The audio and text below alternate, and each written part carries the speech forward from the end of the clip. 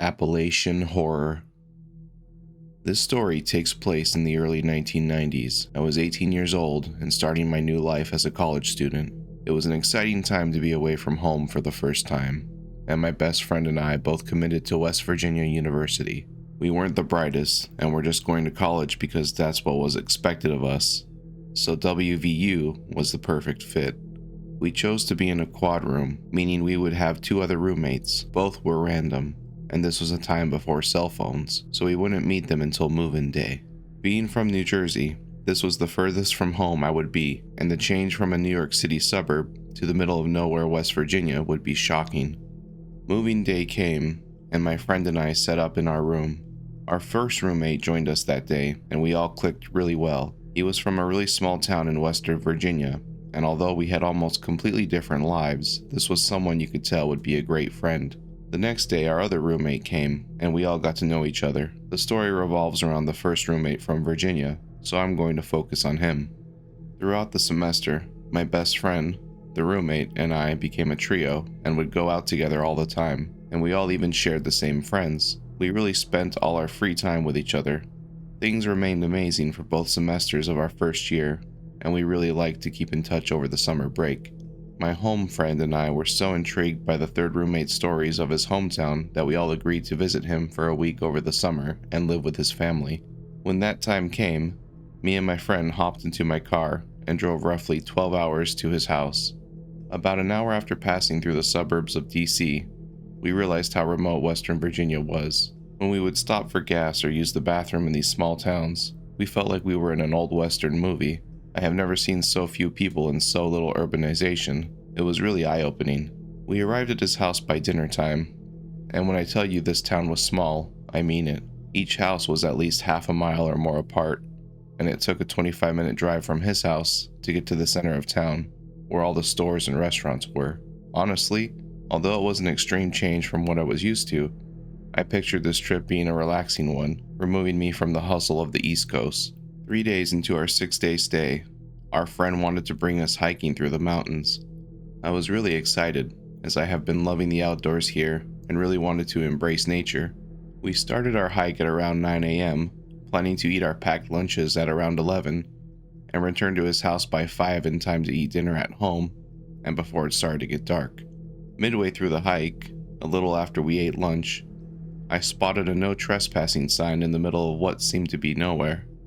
I asked my friend about it, and he told us there was a house in there that everyone knew to keep away from. He told us that where we were hiking was a designated park, and therefore no one could live there. But this family had been there for so long that after refusing to move numerous times, the state just gave up. This was so intriguing to me. I really wanted to see the house. My friend kept telling us it was dangerous because it was someone's property and they could shoot us if they saw us. The way he was telling this thought felt a little insincere, as if he really didn't think that was the problem. I interpreted this as him just thinking they wouldn't shoot us without warning us to leave the property first, so I begged and begged. After pulling the usual, "you only live once," or "we're best friends, we need to do this," we finally convinced him to lead us towards the house. We had walked for about 25 minutes when we noticed the clearing in the trees. My friend told us once we saw the house we're going to stop because at this point, we were about 3 hours from any road in any direction, and it was really dangerous if we would be seen. We started to whisper and walk slower, waiting for the house to appear. Suddenly, we heard a little scream, like a child when they're playing with a game or happy. We froze and started to inch closer to the noise.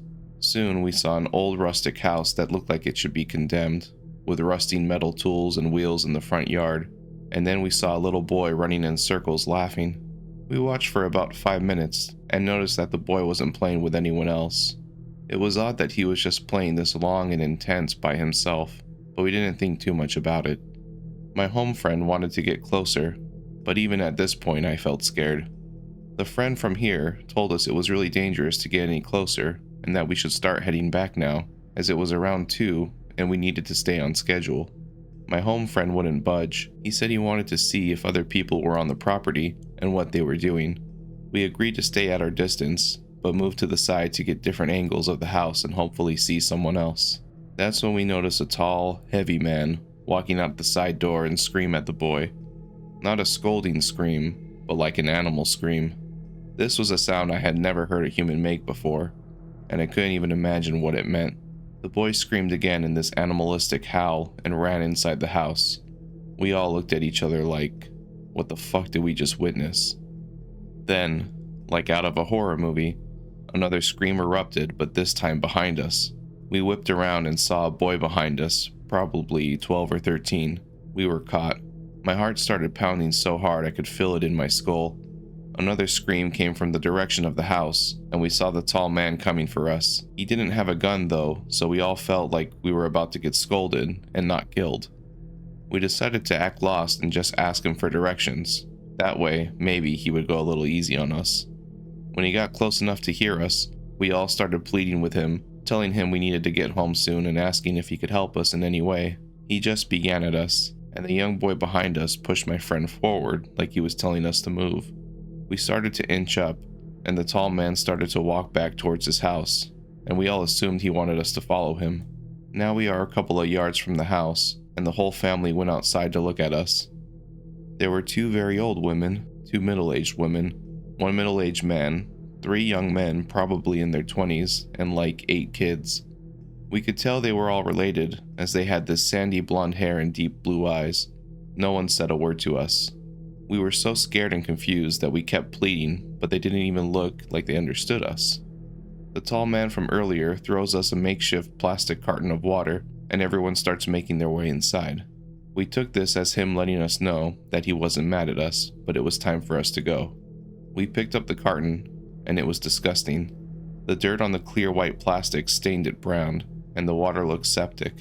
As we turned our bodies to walk in the other direction, we all noticed 4 girls tending to plants beside the house. These girls weren't outside with the rest of the family staring at us, and I assumed they were workers there. I know that makes no sense, but they looked like nothing like everyone else, and I thought it was weird that they didn't join the family before. They all had brown or black hair and were considerably paler than the family. As we continued walking into the woods, one of them yelled at us, in incredibly broken English and the thickest hillbilly accent you could imagine. "Don't come here no more. Daddy kill you." We were shocked.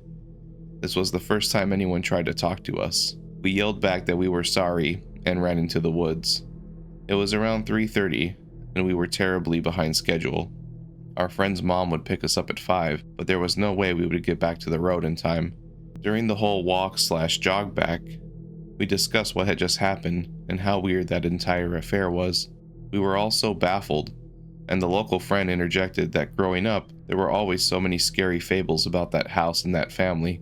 He said some people said they were here since the 1800s and have only ever interbred, and they're all like genetic horrors now, and others said they were cannibals. He told us he brushed all these stories off as tales, but we all agreed that the inbreeding one could be a real possibility.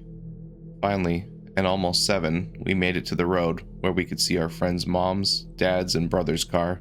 They were all in a circle talking, and when we greeted them, they said they were worried sick and were about to go looking for us. We apologized and got in the mom's car while she laid into us, screaming and crying. She told us how scared she was. My home friend apologized and told us how we got caught up in that house. Immediately, the whole car went silent, and the local friend looked at us like, "Why would you say that?" I thought he was mad because we admitted to trespassing, but now I know that would have been a godsend.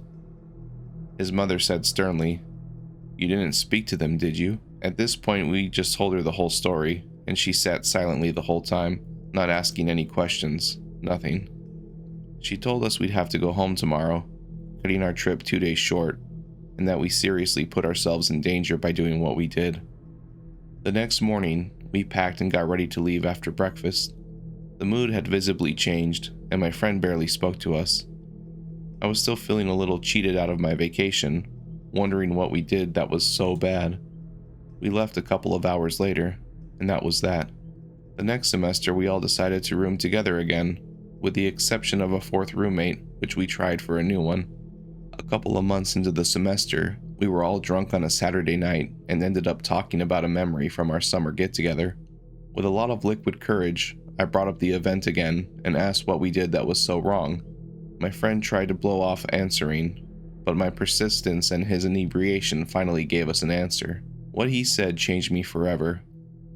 Apparently, that family really had lived there since the 19th century in that exact house. Soon, they got shunned for revoking their religion, and the town didn't really want to mingle with them anymore. This led to the start of their inbreeding. At first, they only wed cousins, but by the 1950s, when the state had claimed the whole area as a park, and this was the only family to remain for miles, the inbreeding got worse and involved siblings and parent/child relationships. The police did a few welfare checks on them in the 60s to confirm this, but there was really nothing they could do about it. In 1971, a local girl from the town went missing. After weeks of search and rescue turned up nothing, it was assumed she had died hiking in the woods. 8 years later, another school-aged girl went missing. This time the sheriff's daughter. Again, after weeks of looking, nothing turned up. The police decided to go to this family's house and ask if they saw her, being that they were the only family that lived in the forest the girl got lost in. And to the sheriff's surprise, his daughter was there living with the family. Apparently, the sheriff also recognized the first missing girl, who was now pregnant. This part is now all folklore with no actual confirmation, but many of the locals believe it to be true.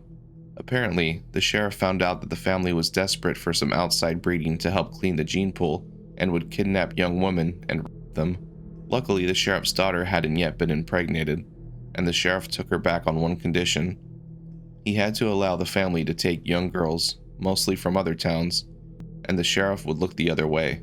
Some people in the town believed that if they messed with the sheriff that he would approve the kidnapping of their children, and because of this, many adults in town appeased the sheriff's office at any expense. Since then, there have been reports of missing girls from other towns, but no one knows if they simply got lost in the Appalachians or really have been taken. This is why our friend's mom was so mad at us. She was worried we would mess up the relationship between the sheriff and the family, and somehow they would have to pay for it. I'm not sure if I believe any of this, and it still boggles my brain to this day. I just hope it's not true. Thanks for tuning in to today's bone-chilling horror story. If you enjoyed it, don't forget to hit that like button and subscribe for more terrifying tales. And as always, I'll be featuring my favorite comment from the audience in the next video, so make sure you leave your thoughts below. Also, check the description below to find a link to the GloomRot's Graveyard Discord server. There you can connect with other horror fans, discuss your favorite stories, and even get exclusive sneak peeks. Thank you for being a part of the community, and I'll scare you next time.